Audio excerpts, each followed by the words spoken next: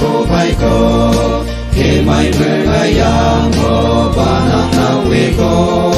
mang yang shu di tham ai cha lâu ang cô mo Jesus Christ phải xem cô sen Jesus phải xem cô cha lâu ang cô wa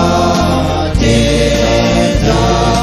ai ở quay lại về đâu làm như xin mà Jesus phải xem cô cha lâu ai những gì cái năng na cô và chi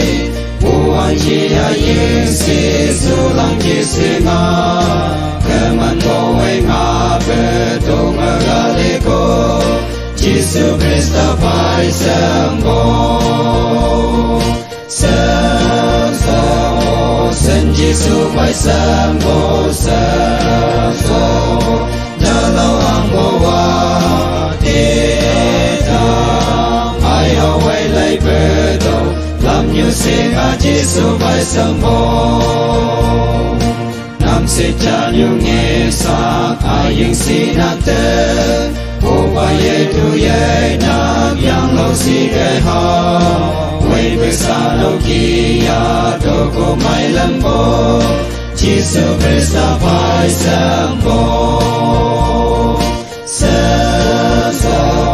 sen Jesus phải xem cô